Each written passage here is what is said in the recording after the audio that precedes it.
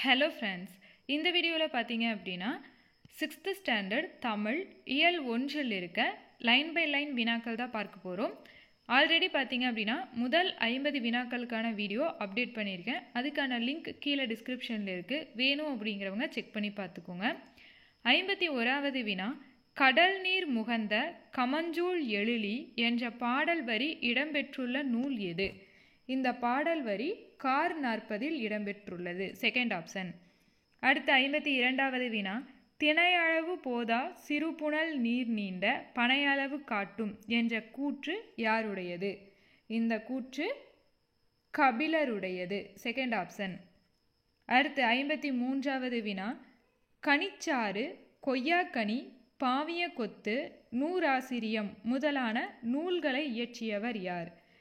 கனிச்சாறு, கொய்யாக்கனி, பாவிய கொத்து, நூறாசிரியம் முதலான நூல்களை இயற்றியவர் துரைமாணிக்கம். பெருஞ்சித்திரனார் அப்படின்னு அழைக்கப்படுற துரைமாணிக்கம். அடுத்து 54வது வினா, கீழ்கண்டவற்றுள் அறநூல் எது? இதில் நாலடியார் என்பது அறநூல், நன்னூல் அப்படிங்கிறது இலக்கண நூல், சிலப்பதிகாரம் அப்படிங்கிறது இலக்கியம், புறநானூறு அப்படிங்கிறது 8 தொகை நூல்களுள் ஒன்று. அடுத்த 55வது வினா, மா என்னும் சொல்லின் பொருள். மா என்ற சொல்லுக்கு பல்வேறு பொருள்கள் இருக்கு. அதில் விலங்கு, மேன்மை, மரம் இந்த மூன்றுமே மாவின் சொல்லோட பொருளில் வரும். ஸோ இதற்கான விடை இவை அனைத்தும். அடுத்து 56வது வினா, கமுகு என்ற தாவரத்தின் இலைப்பெயர். கமுகு என்ற தாவரத்தின் இலைப்பெயர் கூந்தல். கமுகு அப்படிங்கிற தாவரத்தின் இயற்பெயர் கூந்தல். கமுகு என்ற தாவரத்தின் இலைப்பெயர் கூந்தல். அடுத்த 57வது வினா, தொலைவில் உள்ள பொருளின் உருவத்தை அருகில் தோன்ற செய்ய முடியும் என்ற கருத்தை நிறுவியவர். தொலைவில் இருக்கிற பொருள்களோட உருவத்தை பக்கத்தில் தோன்ற செய்ய முடியும் அப்படிங்கிற கருத்தை நிறுவியவர் கலிலியோ. First option. அடுத்த 58வது வினா, அதே இது தொலைவில் உள்ள பொருளின் உருவத்தை அருகில் தோன்ற செய்ய முடியும் என்ற கருத்தை கூறிய தமிழ் புலவர் யார் அப்படின்னா கபிலர். திணையளவு போதா சிறுபுணல் நீர் நீண்ட அப்படின்னு பார்த்தோம் இல்லையா, அந்த வரிகளில் சொல்லியிருப்பாரு. திருவள்ளுவ மாலையில் சொல்லியிருப்பாரு. அடுத்த 59வது வினா, தமிழ் மொழியின் இலக்கண வகைகள் எத்தனை? தமிழ் மொழியின் இலக்கண வகைகள் 5. அது என்னென்ன அப்படின்னா எழுத்து, சொல், பொருள், யாப்பு, அணி அப்படின்னு தமிழ் மொழியின் இலக்கண வகைகள் 5 வகைப்படும். அடுத்து 60வது வினா, உயிர் எழுத்துகளில் குறுகி ஒலிக்கும் எழுத்துக்களின் எண்ணிக்கை. உயிரெழுத்துக்கள் மொத்தம் 12 எழுத்துக்கள் உயிரெழுத்துக்கள். அதில் குறுகி ஒலிக்கிற எழுத்துக்களின் எண்ணிக்கை 5. நீண்டு ஒலிக்கும் எழுத்துக்களின் எண்ணிக்கை எப்படின்னா 7. அடுத்து 61வது வினா, கீழ்கண்டவற்றுள் மெல்லின மெய்யெழுத்துக்கள் எவை? கீழே மெல்லின மெய்யெழுத்துக்கள் அப்படிங்கிறது ஞயன, நமன அப்படிங்கிறது மெல்லின மெய்யெழுத்துக்கள். கசட, தபர அப்படிங்கிறது வல்லின மெய்யெழுத்துக்கள். யரள, வளள என்பது இடையின எழுத்துக்கள். குசுடு, துபுரு அப்படிங்கிறது குற்றிய லுகர எழுத்துக்கள். அடுத்து 62வது வினா, ஆயுத எழுத்தை ஒலிக்க ஆகும் கால அளவு. ஆயுத எழுத்தை ஒலிக்க ஆகும் கால அளவு அரை மாத்திரை. உங்களுக்கு 6th ஸ்டாண்டர்ட்லேருந்து 10th ஸ்டாண்டர்ட் வரைக்கும் இந்த மாதிரி லைன் பை லைன் வினாக்களுக்கான பிடிஎஃப் வேணும் அப்படின்னா ஸ்க்ரீனில் தெரிகிற இந்த வாட்ஸ்அப் நம்பருக்கு காண்டாக்ட் பண்ணுங்கள். ஆனால் பிடிஎஃப்க்கு பேமெண்ட் இருக்குது. வேணும் அப்படிங்கிறவங்க மட்டும் காண்டாக்ட் பண்ணி வாங்கிக்கோங்க. அடுத்த 63வது வினா, பழமொழியின் சிறப்பு டேஸ் சொல்வது. பழமொழியின் சிறப்பு சுருங்கச் சொல்வது. Second option. அடுத்து 64வது வினா, நாம் சிந்திக்கவும் சிந்தித்ததை வெளிப்படுத்தவும் உதவுவது. நாம் சிந்திக்கவும் சிந்தித்ததை வெளிப்படுத்தவும் உதவுவது மொழி. First option. அடுத்து 65வது வினா, கீழ்கண்டவற்றுள் எது இடஞ்சுழி எழுத்து அல்ல? இதில் டா, யா, ழா இந்த 3 எழுத்துக்களும் இடஞ்சுழி எழுத்துக்கள். இதில் ஞா அப்படிங்கிறது இடஞ்சுழி எழுத்தில் வராது.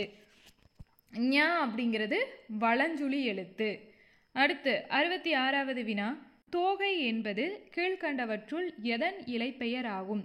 தோகை என்பது கீழுள்ளவற்றுள் கரும்பு நாணலின் இலைப்பெயர் ஆகும். கரும்பு தோகை, நாணல் தோகை. பனை தென்னை ஓலை வரும். அருகு கோரை புல். அகத்தி பசலை முருங்கை கீரை. அடுத்து 67வது வினா. மொழியின் அடிப்படையில் மொழியை கணினியில் பயன்படுத்த வேண்டும் என்றால் அது டேஸ் அடிப்படையில் வடிவமைக்க வேண்டும். மொழியை கணினியில் பயன்படுத்த வேண்டும் என்றால் அது எண் அடிப்படையில் வடிவமைக்கப்பட வேண்டும். எண்களின் அடிப்படையில். First option.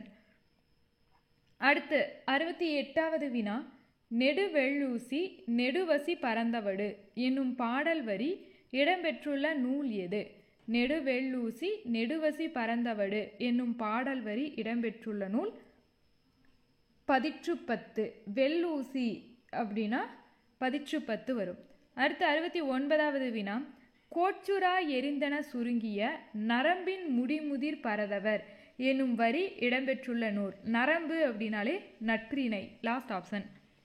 அடுத்து 70வது வினா. உழவர் என்னும் சொல் இடம்பெற்றுள்ள நூல் எது? உழவர் என்னும் சொல் நற்றிணையில் இடம்பெற்றுள்ளது. உழவர் என்னும் சொல் நற்றிணையில் இடம்பெற்றுள்ளது.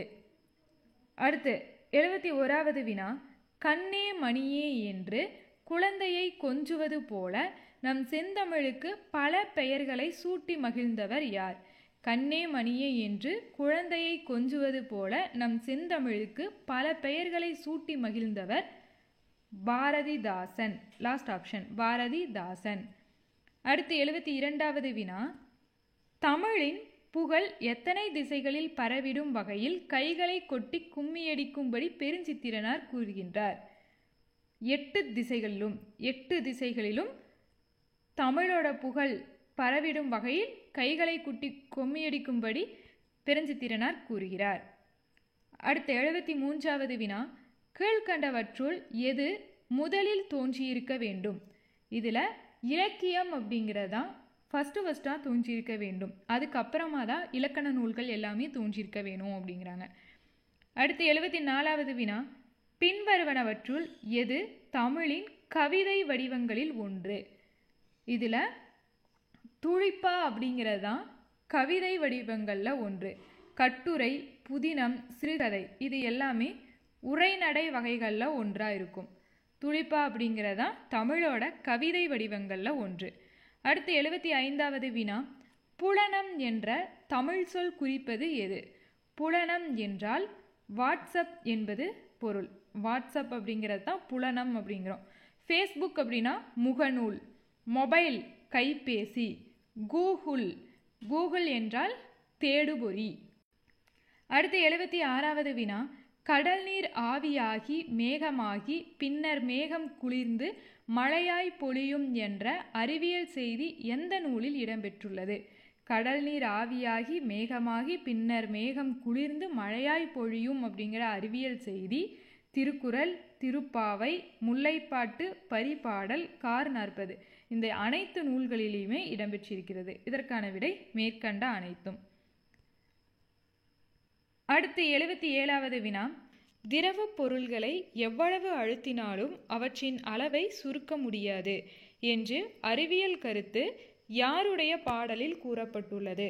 இந்த அறிவியல் கருத்து ஔவையாருடைய பாடலில் கூறப்பட்டுள்ளது. First option. அடுத்து 78வது வினா.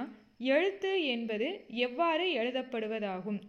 எழுத்து என்பது வரி வடிவமாக எழுதப்படுவதாகும். Second option. அடுத்து 79வது வினா. நீண்ட நீண்ட காலம் நீ நீடு வாழ வேண்டும் என்ற பாடல் வரியின் ஆசிரியர்? நீண்ட நீண்ட காலம் நீ நீடு வாழ வேண்டும் என்ற பாடல் வரியின் ஆசிரியர் கவிஞர் அறிவுமதி. அடுத்து 80வது வினா. மெய்யெழுத்துக்களை ஒலிக்க ஆகும் கால அளவு? மெய்யெழுத்துக்களை ஒலிக்க ஆகும் கால அளவு அரை மாத்திரை. First option. அடுத்து 81வது வினா. ஒரு முறை கண் இமைக்கவோ அல்லது ஒரு முறை கை நொடிக்கவோ ஆகும் கால அளவு எவ்வளவு? இதற்கான விடை ஒரு மாத்திரை. Second option. அடுத்து 82வது வினா. எந்த எழுத்துக்களை ஒலிக்க உடல் இயக்கத்தின் பங்கு இன்றியமையாதது ஆகும்? இதற்கான சரியான விடை மெய்யெழுத்துக்கள். மெய்யெழுத்துக்களை ஒலிக்க உடல் இயக்கத்தின் பங்கு என்பது இன்றியமையாதது. மெய்யெழுத்து, இதில் மெய் என்பதன் பொருள் உடல் அப்படிங்கிறத குறிக்கும். அடுத்து 83வது வினா, எந்த செயல்பாட்டின் போது ஆ முதல் ஔ வரையுள்ள 12 உயிரெழுத்துக்களும் பிறக்கின்றன? வாயை திறத்தல் மூலமாகவும், உதடுகளை விரித்தல் மூலமாகவும், உதடுகளை குவித்தல் மூலமாகவும் ஆ முதல் அவ் வரையுள்ள 12 உயிரெழுத்துக்களும் பிறக்கின்றன. இதற்கான விடை மேற்கண்ட அனைத்தும். அடுத்து 84வது வினா, இயல்பாக காற்று வெளிப்படும் போது பிறக்கும் எழுத்துக்கள் எது? இதற்கான விடை உயிரெழுத்துக்கள். உயிரெழுத்துக்கள் இயல்பாக காற்று வெளிப்படும் போது பிறக்கின்றன. அடுத்து 85வது வினா, மொழியை எவ்வாறு பேசவும் எழுதவும் வேண்டும் என்பதன் வரையறைகளே டேஸ் எனப்படும்.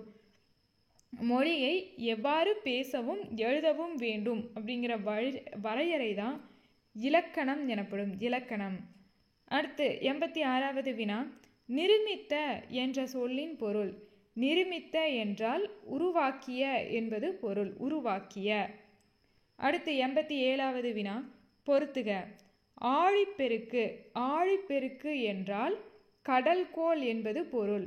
மேதினி என்றால் உலகம் என்பது பொருள். ஊழி என்றால் நீண்டதொரு காலப்பகுதி. உள்ளப்பூட்டு என்றால் அறிய விரும்பாமை. இதற்கான விடை 4, 1, 2, 3 தேர்ட் ஆப்ஷன். அடுத்து 88வது வினா, தமிழ் எங்கள் உயர்விற்கு டேஸ் போன்றது. தமிழ் எங்கள் உயர்விற்கு வானம் போன்றது. Third option. அடுத்து 89வது வினா, இன்பத்தமிழ் எங்கள் சோர்வை நீக்கி ஒளிரச் செய்யும் டேஸ் போன்றது பாரதிதாசன் கூறுகிறார். இன்பத்தமிழ் எங்கள் சோர்வை நீக்கி ஒளிரச் செய்யும் தேன் போன்றது என்று பாரதிதாசன் கூறுகிறார். தேன். அடுத்து 90வது வினா, தமிழ் எங்கள் கவிதைக்கு வைரம் போன்ற உறுதி மிக்கதாக பாரதிதாசன் கூறுவது எது? தமிழ் எங்கள் கவிதைக்கு வைரம் போன்ற உறுதி மிக்கதாக பாரதிதாசன் கூறுவது வாள். Second option. அடுத்து 91வது வினா, தமிழ் என்ற சொல் தொல்காப்பியத்தின் எந்த அதிகாரத்தில் இடம்பெற்றுள்ளது? தமிழ் என்ற சொல் முதலில் தொல்காப்பியத்தில் சொல்லதிகாரத்தில் இடம்பெற்றுள்ளது. சொல்லதிகாரம். அடுத்து 92வது வினா, தமிழ்நாடு என்ற சொல் சிலப்பதிகாரத்தின் எந்த காண்டத்தில் முதலில் இடம்பெற்றது? இதற்கான விடை வஞ்சி காண்டம். சிலப்பதிகாரம் புகார் காண்டம், வஞ்சி காண்டம், மதுரை காண்டம் என்னும் 3 காண்டங்களை உடையது. இதில் வஞ்சி காண்டத்தில் தமிழ்நாடு அப்படிங்கிற சொல் ஃபஸ்ட்டாக இடம்பெற்றிருக்கும். அடுத்து 93வது வினா, தமிழன் கண்டாய் என்ற மேற்கோள் தேவாரத்தின் எந்த பண்ணில் முதலில் இடம்பெற்றுள்ளது? தமிழன் அப்படிங்கிறது அப்பர் இயற்றிய தேவாரத்தில் திருத்தாண்டகம் அப்படிங்கிற பண்ணில் ஃபஸ்ட்டாக இடம்பெற்றிருக்கும். அடுத்து 94வது வினா, உயிரெழுத்துக்களில் நீண்டு ஒலிக்கும் எழுத்துக்கள் எத்தனை? உயிரெழுத்துக்களில் 7 எழுத்துக்கள் நீண்டு ஒலிக்கும் தன்மையுடையது. அடுத்து 95வது வினா, 1 என்பதற்கான தமிழ் எண் எது? தமிழ் எண் கரெக்டாக பார்த்து வச்சுக்கோங்க, அது ரொம்ப முக்கியமானது. 1 அப்படிங்கிறதுக்கான தமிழ் எண் கா. First option. அடுத்து பார்த்தீங்க அப்படின்னா 2000 ஆண்டுகளுக்கு முன் வழக்கில் இருந்த சொற்கள் அப்படின்னு சொல்லிட்டு ஒரு பேராகிராஃபில் மருந்து, உழவர் இந்த மாதிரி சொற்களும் அதோட நூல்களும் கொடுத்துருப்பாங்க. அதுவும் ரொம்ப இம்பார்ட்டன்ட். அது இந்த வீடியோவில் கவர் ஆகலை. அதுக்கு தனியாக ஷார்ட்கட் அப்டேட் பண்ணியிருக்கேன். அதுக்கான லிங்க் வேணும் அப்படின்னா கீழே டிஸ்கிரிப்ஷனில் இருக்குது. வேணும் அப்படிங்கிறவங்க செக் பண்ணி பார்த்துக்கோங்க. இதோட பார்த்தீங்க அப்படின்னா 6th ஸ்டாண்டர்ட் தமிழ் ஃபஸ்ட் யூனிட்டில் இருக்க லைன் பை லைன் வினாக்கள் பார்த்தாச்சு. இந்த வீடியோ உங்களுக்கு யூஸ்ஃபுல்லாக இருக்கும் அப்படின்னு சொல்லி நினைக்கிறேன். தேங்க்யூ.